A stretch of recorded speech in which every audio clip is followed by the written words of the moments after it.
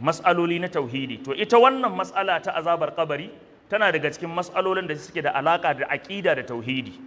Saboda haka wajibi ne mu dinga tunatar da kanmu ire-iren waɗannan mas'alolin waɗanda idan mutum ya kuskure imaninsa ya kauce daga kansu, to gaskiyar magana da wahala ya shiga aljanna, domin wannan abin ya taɓa aƙidarsa ya taɓa tauhidinsa. Wannan kuma shine babban abin da ya kamata musulmi yanzu ya riƙe gam-gam, riƙon in ba shi ba sai kafar katako, ya zamanto duk abin da zai taɓa mar tauhidi ko aƙida ya tabbatar da cewa wannan abin bai same shi a cikin matsalar rayuwarsa ba. Allah ka tsare mu daga matsalar aƙida ko tauhidi. Dalili na biyu shine idan har aka yarda da cewa lalle akwai azabar kabari, to abin da zai taimaka mana shine gyara ayyukanmu, domin wannan azaba kenan na yarda da ni da kai duka za mu fuskance ta idan ba mu aikin alheri ba. Ahe kenan daga cikin abin da ke sa mutane su gyara alaƙarsu da Ubangiji, su gyara alaƙarsu da al'umma, shine tunatar da su cewa akwai wata kwanciya wanda akwai ni'ima a cikinta, akwai azaba a cikinta, kamar yadda al-Imam al-Qahtani yake faɗa, yace wal qabru sahha na'imuhu wa azabuhu wa kilahuma lil abdi muddakharani. Yace lalle kabari azabarsa ta tabbata, ni'imar sama ta tabbata, hakika an tattala su gabawa wanda ya aikata ɗayan biyun nan. Idan ya kangare ya fuskanci azaba, Allah ya sauwake min da ni da ku baki ɗaya. In yayi daidai ya fuskanci ni'ima da ni da ku, Allah ya haɗa mu cikin wannan ni'ima. Saboda haka wannan dalilin yasa cewa ya kamata mu tattauna mas'alar nan, saboda za ta taimaka mana wajen gyara alakar mu da Allah, ta taimaka mana wajen gyara alakar mu da mutane, saboda muna tunanin akwai wannan kwanciya wanda ba wanda ya san adadin shekaru da zaka idan ka mutu, domin idan ka tuna tun daga zamanin Annabi Adam ake mutuwa ake binne mutane. Wani yanzu tun ranar da aka binne shi nan yana cikin ni'ima, Allah ka sa muna daga cikin irin waɗannan mutane. Wani kuma tun ranar da aka binne shi din nan yana cikin bala'i da azaba, Allah ka tsare mu baki daya. To wannan zai taimaka mun in taimaka maka wajen mu gyara aikin mu, Allah madaukakin sarki ya datar da mu. Dalili na uku daga cikin dalilan da yasa muka ce ya kamata mu tattauna wannan mas'ala shine an samu wasu waɗanda suke ikirari cewa su ma malaman musulunci ne, amma sun zo suna inkarin wannan mas'alar. Daga cikin mas'alolin da ake tuhumar Audu Jabberi jama'a, akwai wannan mas'alar a ciki. Yayi kasusuwa sun fi guda 10 yana magana akan cewa babu azabar kabari, kuma abun mamaki yana ɗauko wai dalilansa daga Qur'ani, kuma yana ɗauko dalilansa wai daga hadisan manzon Allah. Abun mamaki. Kuma wallahi da yawa daga cikin mutane wanda suke musulmai sun rudu da maganganun Abdul Jabbar, suka ɗauka cewa lalle da gaske ne ba wani abu mai suna azabar kabari.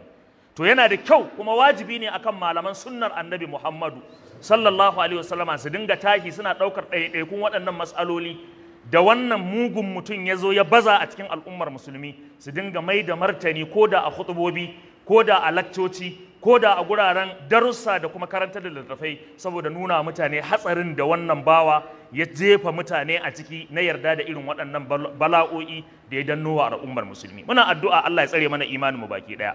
Mun kawo ayoyi da hadisai masu yawa a hutubar da ta gabata, amma ayoyin da hadisan ba su kare ba. Yanzu za mu karasa wasu daga ciki, sannan mu shiga kuma wasu babuka a cikin maganar da azabar kabari din.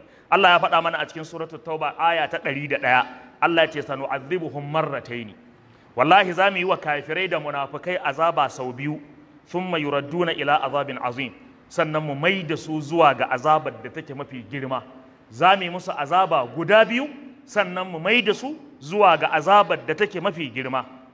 Al-Imam Tabari a cikin tafsirinsa, Allah ya haɗa mu da shi a aljanna, yace al-azabu fil marrataini, wato azaba kala biyu da Allah yace zai yi, kiltaihima qabla dukhulihim an-nar, gaba ɗayan waɗannan azabobi kafin a ainihin wato shigar da su cikin wata jahannama ne. Sai yace amma wal aglabu min ihdal marrataini annaha fil qabr, mafi rinjayen magana da aka yi dangane da azaban nan guda biyu, to ɗayarsu ita ce azabar kabari. Wannan shine malamin musulunci al-Imam Tabari mai littafin tafsiri, Allah ya masa rahama, ya tabbatar da haka. Al-Imam al-Baihaqi wanda ya yi littafi mai suna Sunanul Baihaqi, zaka ji an rawaito hadisi an ce rawahul Baihaqi, to shi ma yayi magana akan wannan mas'ala. Yace qala qatadatu, malan qatada yace sanu'adhibuhum marrataini, abinda ake nufi da zamu musu azaba sau biyu, qala azabun fil qabri wa azabun fin nar. Abinda ake nufi da wannan shine ɗaya azabar a kabari, ɗaya azabar kuma a cikin wutar jahannama. Allah ya tsare mu. Karanta littafin Ithbatu Azabil Qabri, zaka samu wannan magana ta al-Imam al-Baihaqi da ya kawo ta daga Imam Qatada. qala al-hafiz ahmad hakami al-imam ahmad hakami Allah ya masa rahama yake cewa sanu'adhibuhum marrataini, maganar da Allah ya cikin suratul tauba aya ta 101 da yace zami musu azaba sau biyu, yace qala ibn mas'udin, al-imam ibn mas'ud Allah ya masa rahama, wa abu malik da abu malik wa ibn jurayj da ibn jurayj wal hasan al-basri da al-imam al-hasan al-basri wa sa'id da imam sa'id wa qatadatu da malan qatada wa ibn ishaq da malan ishaqu ko malan ibn ishaq dan ishaqa suka ce annal murada bidhalika azabun fid dunya wa azabun fil qabri, abinda ake nufi da waɗannan azabobi guda biyu sune azaba ɗaya a duniya, ɗaya kuma azabar a lahira, thumma yuradduna ila azabin azim. In an ɗanɗana musu mugunyar azaba a duniya, to wacce azaba ce a duniya? Malamai suka ce, wasu suka ce azabar rayuwa, suka ce domin Allah ya ce wa man a'rada an zikiri fa inna lahu ma'ishatan banka, za su yi kuncin rayuwa a nan duniya. wa nahshuruhu yawmal qiyamati a'ama, suka ce to wannan ita ce. Wasu kuma suka ce a azabar duniya ita ce azabar fisgar rai da Allah ya ce wan nazi'ati gharqa wan nashitati nashta, azabar cire rai. Azaba ta biyu ita ce azabar kwanciyar kabari. Azaba ta uku ita ce azabar higa wutar jahannama. Shine Allah ya ce sanu'adhibuhum marrataini, zami musu azaba guda biyu, thumma yuradduna ila azabin azim, sannan a kiyama kuma mai da su azaba wacce take mafi girma, ita ce ta higa cikin wutar jahannama. Allah madaukakin sarki ya ainihin wato datar da ni da ku baki daya.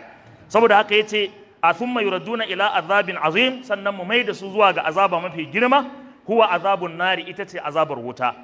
Allah ya sake faɗa a cikin suratul sajada, Allah ya ce wala nuziqannahum minal azabil adna, za mu ɗanɗana musu azaba ta nan kurkusa, dunal azabil akbari, kafin babbar azaba.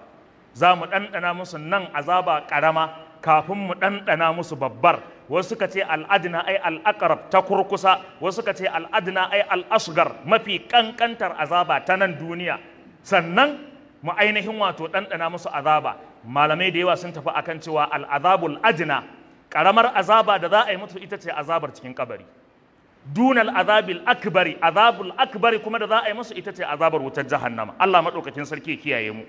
Al-Imam al-Hafiz Ahmad Hakami ya faɗa, yace qala al-Bara'u bin Azib, Bara'u dan Azib ya faɗa, wa Mujahid da malam Mujahid, wa Abu Ubaidata da Abi Ubaidata, ya'ani azabul qabri, abinda ake nufi da al-azabul adna ita ce ainihin wato azabul qabri. Karanta littafin Ma'arijul Qabul zaka samu ainihin wato ƙarin bayani akan haka. Allah ya sake cewa wa inna lilladhina zalamu, ya tabbata ga azzalumai, mugaye azzalumai, azaban, wata azaba, duna zalika, koma bayan waccar,